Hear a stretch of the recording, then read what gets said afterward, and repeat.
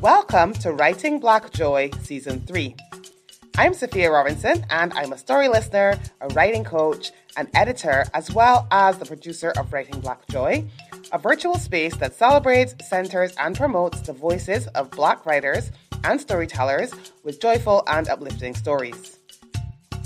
Here, you'll find conversations with some of my favorite Black writers and storytellers, learn more about their projects and the joy they're bringing into the world, hear more about their creative processes, and find inspiration for your own creative ventures, as well as tips and strategies for writing poetry, blogs, creative nonfiction, fiction, plays, and so much more from all types of writers, as well as a sneak peek into the writing life. You could even find your next favorite writer, book, poem, play, or blog. And if you're a Black writer who is looking for a coach or an editor to help you bring your joyful story into the world, then click on my website below to find out how to work with me. In the meantime, let's go to today's guest. Hello, everyone. Welcome back to Writing Black Joy. And this week we have another Season 1 special. Today I am playing another Season 1 episode, and this time around I'm joined by Ber-Henda Williams, who really is one of my favorite people. Let me tell you a little bit about Ber-Henda. So, Ber-Henda Williams is a poet, she's a visionary and an empath coach, and she's the founder of a leadership organization for girls. She's the author of Memoirs of the Human Experience and Everything in Between, Volume 1, which is a memoir told through poems, preludes, and essays. Ber-Henda supports empathic, creative, visionary empaths to find their voice, embrace feminine power, and create mission-based businesses in service of social transformation, justice, and equity. And when she's not doing that, she runs a girls' leadership program, the Power of Girlhood, for girls 8 to 18. Además, ella es una poeta bilingüe. I hope I didn't butcher that, Ber-Henda.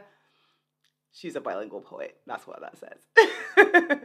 She believes feminine empaths are here to disrupt the patriarchy and oppression with their mission-based businesses. Ber-Henda is also, very recently, again, a podcaster. I'm going to drop a link to her podcast in the show notes as well. Go over there and check it out. It is awesome. And you can listen to our conversation now. And I'm also going to drop a link to Ber-Henda reading a piece that she wrote in Spanish and English. So check out the show notes for loads of links, find out more about Ber-Henda, and I hope you enjoy this conversation as much as I did. Hello, everyone. Welcome back to Writing Black Joy. And today I am joined by one of my favorite people on this planet. It is the inimitable Ber-Henda Williams, who I love, love, love. And I just want to tell you a little bit about Ber-Henda. To those of you who may have wandered onto this page, just to let you know, this is Writing Black Joy, and this is a project that honors, that centers, and that features the voices and stories of Black authors with joyful stories. We have all sorts of writers joining us, playwrights, poets, children's authors, adult authors, nonfiction, everything, whole gamut. And I'm so excited to bring you this fantastic friend of mine today, Ber-Henda Williams. So Ber-Henda is a visionary and empath coach. She supports empathic, creative, visionary empaths to find their voice, embrace feminine power, and create mission-based businesses in service of social transformation, justice, and equity. When she's not doing that, she runs a girls' leadership program, the Power of Girlhood, for girls ages 8 to 18. I'm going to butcher this one. I'm going to try. Además, ella es una poeta bilingüe, which means that she is a bilingual poet. She believes feminine empaths are here to disrupt the patriarchy and oppression with their mission-based businesses. Before we start, can you say that in Spanish properly? Because I know I butchered it. Say it again. No, you did great. Además, yo soy una poeta bilingüe. Thank you so much. So as I said, she is a bilingual poet. She has one of those skills that I have always lifelong wanted to do, to speak another language. So I won't torture any of you out there by trying to conduct this conversation in Spanish. We are going in English. Welcome, Ber-Henda. Thank you so much for joining us. My gosh, of course. Yes. So happy to have you here, folks. Happy to be here. Ber-Henda and I are old friends. If we start talking and rambling off, just go with it. All right, just go with it. So I want to get started by asking you about your writing journey. As you said, you are a bilingual poet, and I want to know a little bit about this journey as a poet, as a writer, and what is it that you love about writing? Oh my goodness. Well, what's my journey as a writer? What do I love about? So I think for me, poetry is deeper than an outlet. It's an expression. And so for me, it gave me a way to synthesize and process like my own existence. And for many years, like I would be so upset with myself because in the middle of crises, like the only thing I can write about is love. Like who does that? Like, what are you writing about? The world is going to hell in a handbasket and you over here writing love poetry. And it occurred to me that perhaps, and I love that you're doing this, maybe joy is resistance. Yes. Maybe love is the biggest act of putting up or heading off opposition, right? Because the world is going to hell in a handbasket. Who better than a poet to write love poems about clearly a reality that is maybe alternate to the one that we see in a 3D dimension? And everything that we know, especially, you know, folks who are spiritually inclined, things happen twice, first in consciousness and then in manifestation. Mm-hmm. So why not write love poems? You know how much I love that. Simply, and as you said, that's part of the reason that I started this project, because I feel like you have to find a way to bring love and bring joy into the chaos. There's nothing, I don't think bringing more chaos is going to achieve anything. So, you know, the world is burning, bring some love. I think that's really, I love that approach so much. And I haven't asked you this yet, but I did ask you to share a poem with us, but I'm gonna possibly ask you to read it for us because I think hearing it in your voice is gonna be so incredible. So I'm looking forward to that. And now I want to ask you the question of the sort of conversation, which is, why are joyful stories by Black authors so important to you? Oh my goodness. I think it's important is an understatement. It's essential. I think that it is essential for anyone who inhabits a Black body to be joyful, because for centuries, I don't know that we even knew what that was or had the right to be joyful. When I think about it from the diasporic standpoint, we were ripped from our homes, right? Our cultural practices, spiritual practices, language, not only was demonized, but could mean death if we practice anything indigenous to us. So in 2021, our joy is not just our joy alone. It's our ancestors' joy. Yeah. It's the joy of the future to come. It's the joy in the face of oppression. It's the immutable, non-transferable, unmitigated bliss that no one can take from us. I will be joyful. And it's a birthright and a declaration and something that we have to hold. So for you to create this platform in this space for Black joy, I pray that those who stumble upon this and see it create joy for themselves, and for those who consider themselves allies or intercessors, do what you can to create a world where Black joy is the norm. The norm, and very accessible.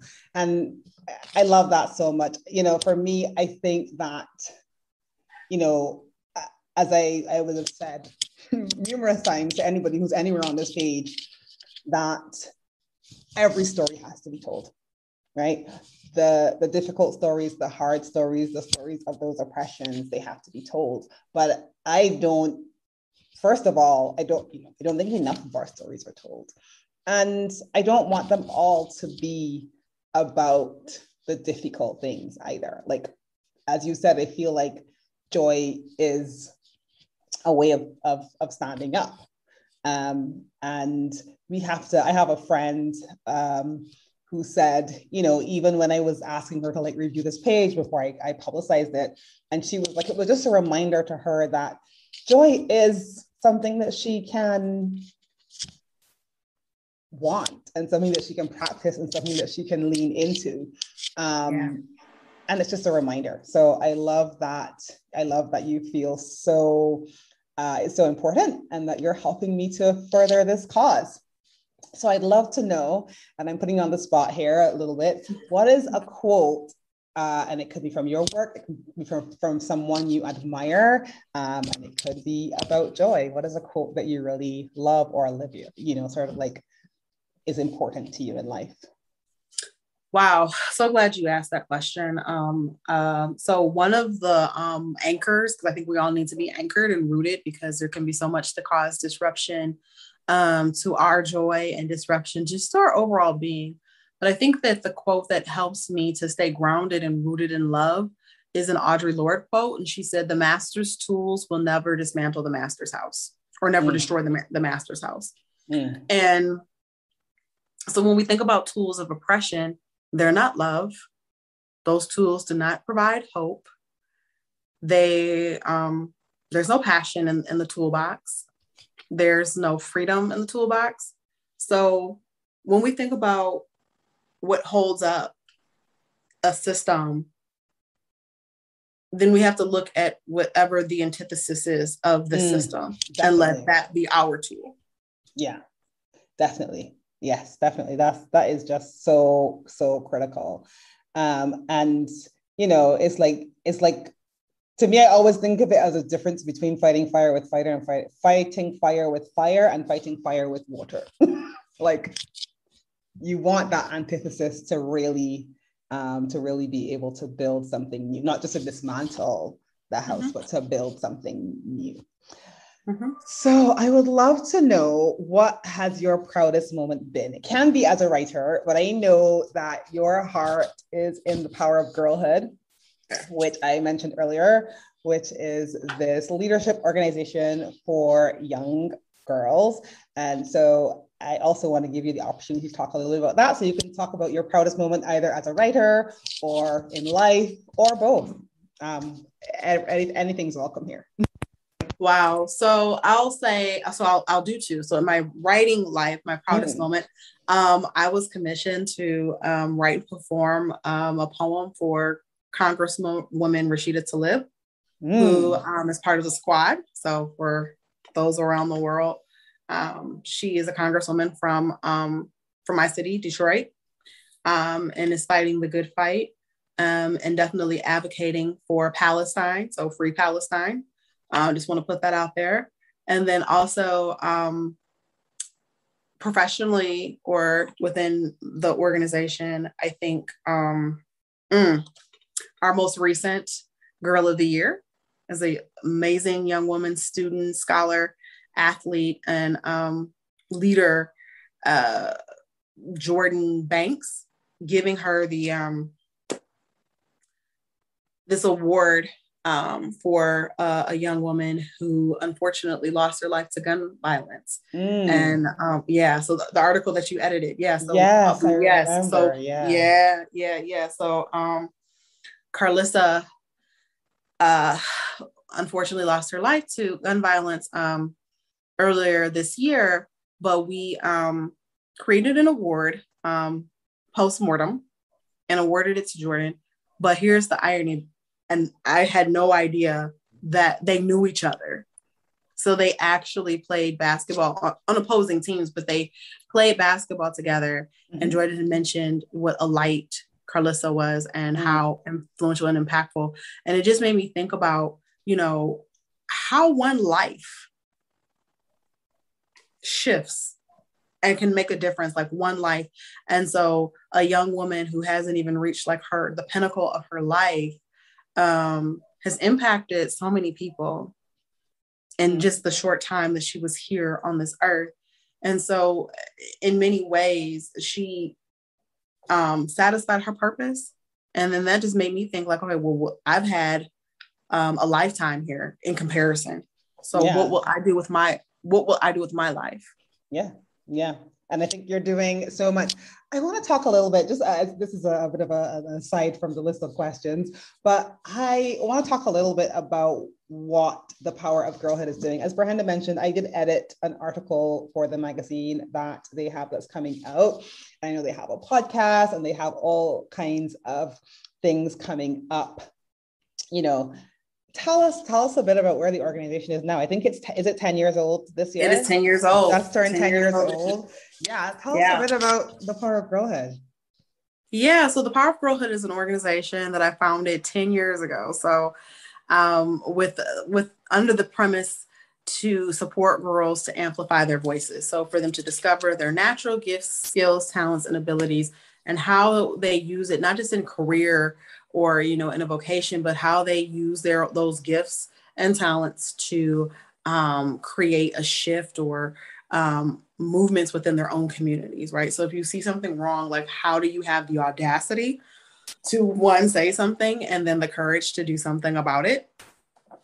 And I just thought that, as we look at the landscape, right, especially girls of color, there's so many messages that are, just looking even at Simone Biles, right? She took a stand for her mental health and has received significant backlash for it. And it's like, at what point do Black girls get to be human? Yeah. And how much is enough? Like, I mean, Simone Biles is a world-class athlete. I'm sorry, right? I have a friend and he will also be a part of this project, my friend Jeff. Mm-hmm. And Jeff, but what more does she owe us, right? But nothing. But that's what I'm saying. And Jeff said, Jeff was like, why are all these couch potatoes judging? I'm like, I am real sorry, right? But she had, I just know that there's so much pressure there. One of my patients and now a friend's daughter is an athlete who is a pentathlete, and she is out there, probably going to be in the next Olympics. And this is a pressure cooker. Being a professional athlete is a pressure cooker. If anybody deserves to take a mental health day, I feel like, don't judge them. At the very least, don't judge them. Know that they judge themselves more harshly than we can ever possibly judge them, and how much courage it takes to do that. And don't be so hard and so harsh on them. So I love that. And I love that you started this organization too. I think that is something that so many of us, you talked about the young lady and the award and how much difference you can make in your life. And I think so many of us want to make a difference. And also, it is not easy, pulling any, for me, this is like a little 10-week project and I'm pulling this together. I'm just like, oh man, alive. And there are people out there pulling together bigger things than this. And so I really admire that you have not just pulled it together, but really been a source of inspiration for these girls for so long. I'm so looking forward to this magazine. I'm so looking forward to this podcast. The girls are, I was editing it. I saw one draft and I saw the next draft and I'm like, these girls are amazing, incredible writers. They're just phenomenal. I just love that they're so, they're just so incredible at such a young age. I know. So I can't wait to, maybe when the magazine comes out, I'll get the chance to share some of it through this platform, but we'll see. I would love, love for you to share the magazine through. Oh, I would absolutely love to do that. That would be my absolute pleasure. So I really am pleased that I would have the opportunity to do that. So the next question is, what has been the hardest part of this journey so far? And again, it could be as a writer, or it could be anything, we're going into opening up the conversation. Yeah, so I think the hardest part, as an artist in general, is the inner critic, managing your inner critic. Writing is competitive. If you want to, especially derive an income for it, you have to subject yourself to scrutiny And in particular, when you're writing poetry, a lot of poetry, again, submissions, anthologies, and spoken word, there's even, the slam element. So all of it's, when it comes to the monetization piece, it's very competitive. And not only competitive, we're dealing with an art form that I feel like is undervalued and not totally appreciated. Oh my goodness. Whoa, I so agree with that. Poetry is, I think, this is going to sound terrible, but I think people think it's easy. I think people think like, it's just poetry. Like it, as you say, it's really anyone can write it. Really underappreciated. Good poetry is not appreciated or valued for sure. No. So there's all of that inner work to contend with, is that, does anyone care about my work? Does my work have any value? Does the genre have any value? And, how do I support myself, doing the thing that I know that I've been born to do. Right. So it's like, it's almost like it can feel seemingly unfair and cruel that here's this thing that I do, the one thing that I know that I'm really good at, and I can't derive, or it's difficult to derive an income, from the thing that I love most, that I know that I've been put on the earth to do. So I would say just navigating that space of giving yourself grace. Yes. Mm-hmm. And not overly taxing yourself for, the work and however it's perceived. The poetry, it's for you. That's your gift. And it's not just your gift, it's your healing. It's your, transmission. It's for you. And if it lands with someone else, that's fantastic. But initially that poem is just for you.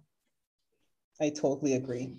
I know that you published your book. How long ago was that? Was that 2018? 2009. 2009? It was that long. I thought it was more recent than that. Wow. Mm-hmm. Okay.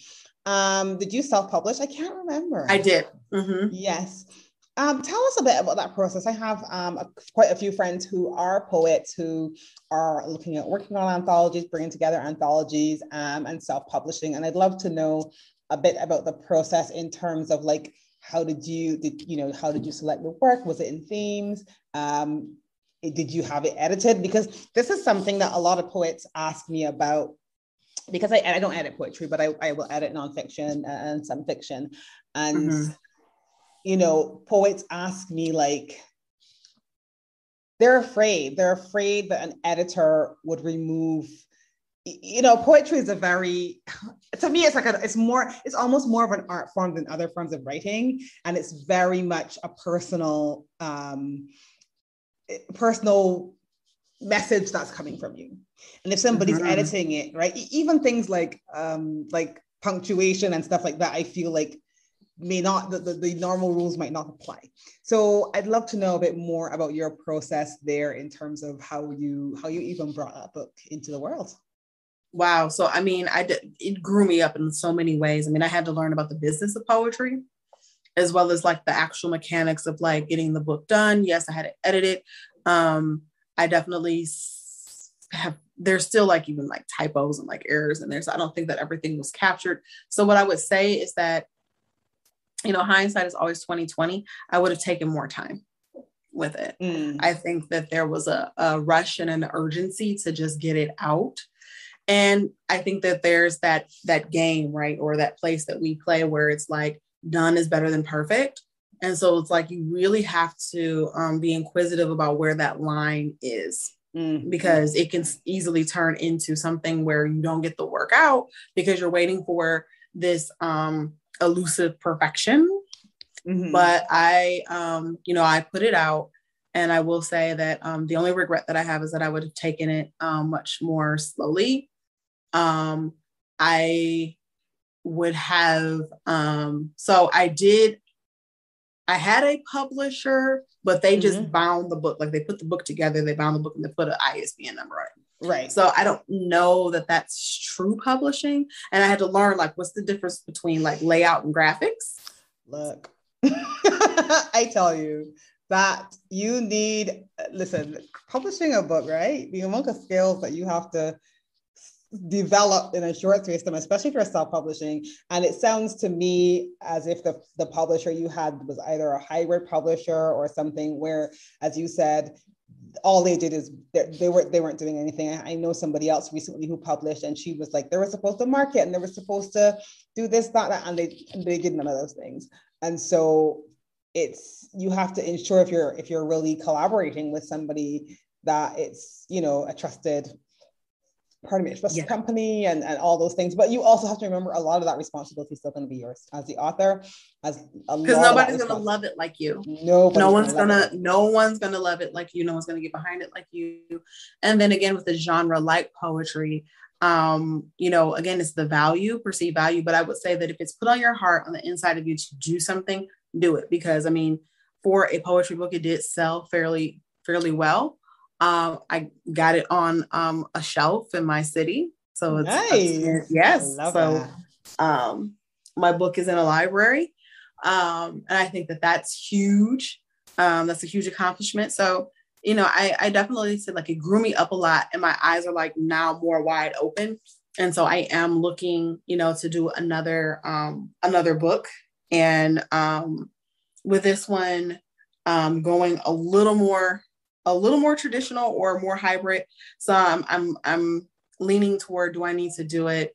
Either a lot of colleges and universities have presses. So do I want to go that route where it's under the support and guise of actually my alma mater, and see if they would be willing to publish it, or, go to a smaller publishing house, but specifically a publishing house for women of color.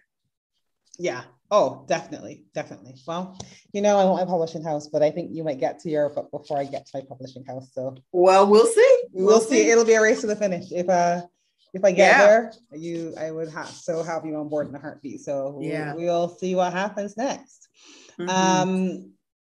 Tell me, I know that you may not, again, we just having a conversation here. How did you manage to get the book onto the shelves and into the libraries? I'm curious about that, because that is an amazing achievement.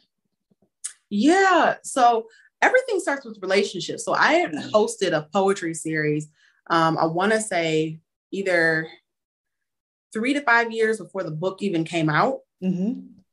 So I already had an existing relationship in the literary community. I had a relationship with the library. I don't know that it didn't necessarily get into stores, but it did get onto Amazon. So I got the book onto Amazon, which was good.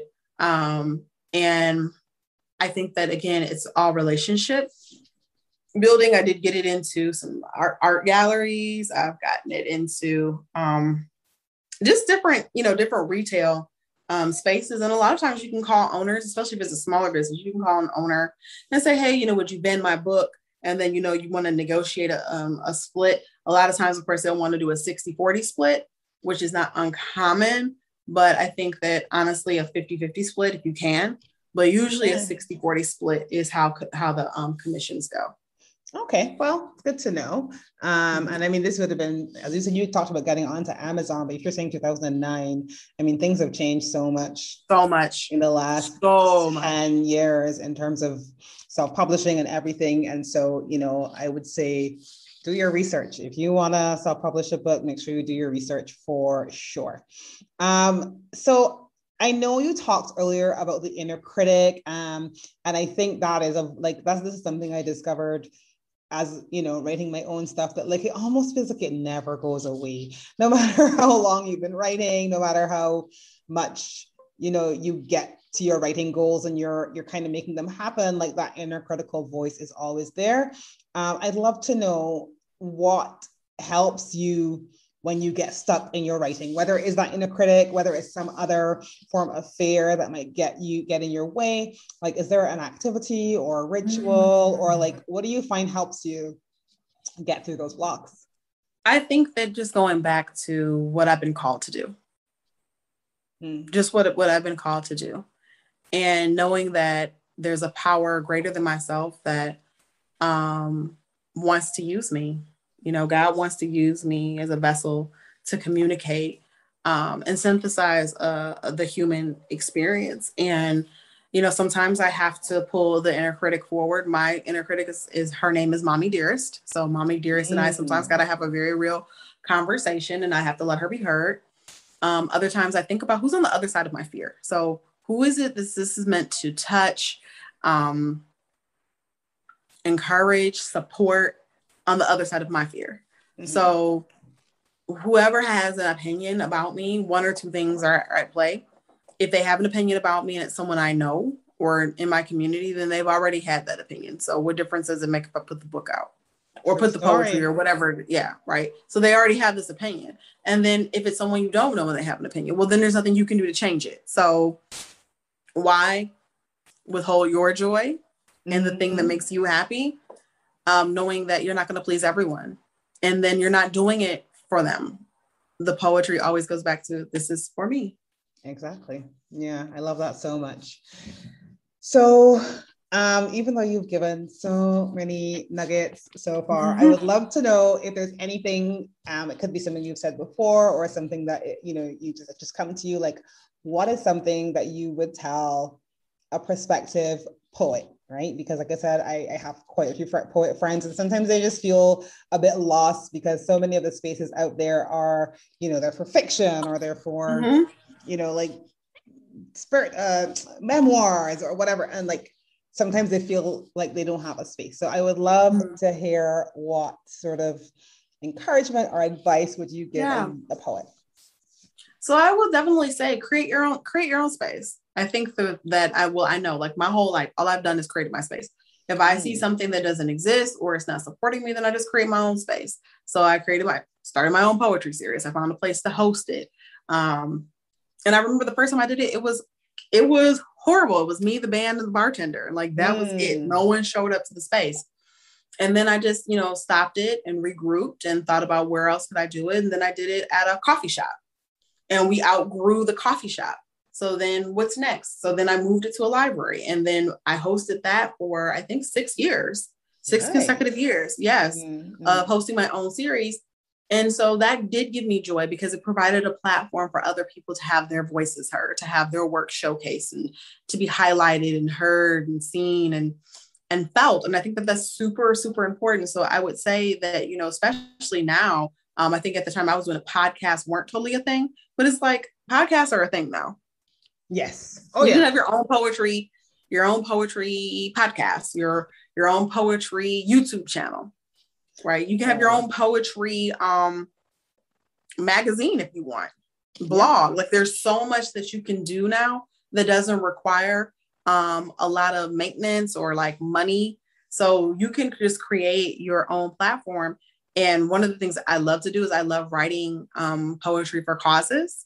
Yes. So, oh my goodness, yeah. Yes, I love writing poetry for causes. So I've performed poetry for breast cancer awareness. I've performed poetry for domestic violence.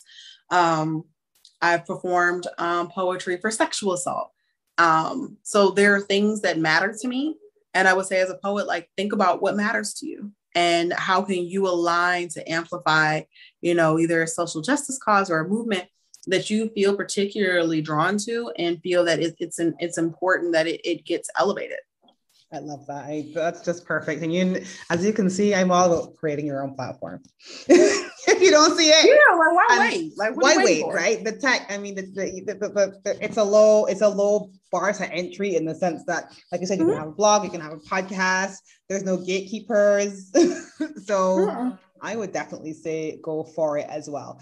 I always say writers read, and so I'm curious, what do you love to read? I know you love your Audre Lorde. I do. What else do you love? And you're the second person I've interviewed. I'm not sure what order the interviews are going into. You may be the first that the audience has heard, but yeah, you're the second Audre Lorde fan. Man, Audre Lorde is everything in life. So Audre Lorde, Rumi, James Baldwin, Nikki Giovanni, Elizabeth Acevedo, Margaret Atwood. Ooh, I like Margaret Atwood. Yeah. Paul Laurence Dunbar, Claude McKay. Prince. We could keep going. You could go on. Tupac. Yeah, we could go. Yeah, we could keep. Yeah, we could really John Lennon. I mean, there's so many, and then, it's in like, what do we construe as poetry? Like, to me, a Nina Simone song is poetry. That is so true. Yeah. That is very true. I love me some Nina Simone. Yes. The more that you see, I was saying to a guest I interviewed a few days ago that like, I think I'm going to create a book list. Now I'm like, I think I want to create a playlist for this. So, yeah. Yeah. I'll keep you posted, Ber-Henda. I might need some recommendations from you. Absolutely. So now we're kind of wrapping up. I would love you to tell me a little bit about what you do as a visionary empath coach. I have had the privilege of working with Ber-Henda, of being part of Ber-Henda's group. She is an incredible visionary empath coach. And so I just would love you to tell our audience a little bit about that. Yeah, so I would definitely say that your audience, they're probably empaths. Maybe some know it, don't know it, because empaths do tend to hang out in the artistic space. Why? Because empaths can feel the thoughts, feelings, and emotions of another person in a very local way, meaning they can feel it inside their bodies. And so this is different than maybe a highly sensitive person that is aroused by things like a beautiful landscape can give you goosebumps. A piece of music can create an emotional or elicit an emotional response. But the empath is that and more, meaning that if they hear a Beethoven song, they may have a sense of where Beethoven was in his mental or emotional state when he composed said song. Mm-hmm. And I believe that Beethoven was also an empath because when he lost his ability to hear, he had a heightened sense of sight. So he would not just hear the music. It got more difficult for him to hear the music, but he could feel the vibration. So he would lay his ear, on the piano to find the chords, but he would also see color. So that's a form of synesthesia. So the empath, again, has heightened senses, or senses may even cross-pollinate or, cross each other, to where you can taste sound and smell, touch. Your senses are just really, really heightened. So I say all that to say, for the artist, you have a natural inclination or disposition of a heightened sense of awareness and feeling. And so it can manifest itself as a very transcendental or spiritual experience when you're engaged in your art. And to help synthesize, again, when we see things like the racial reckoning that happened here in the United States, you need an outlet to express that. And I think that art has always been that, especially during movements of unrest and injustice.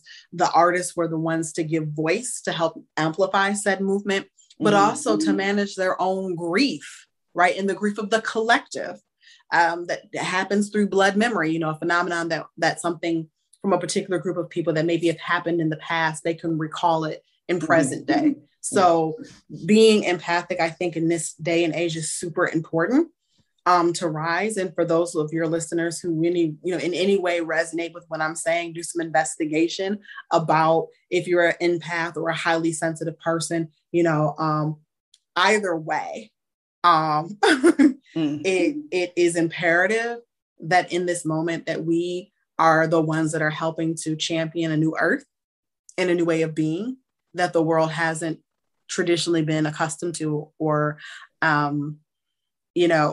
built for. Yeah, I love that.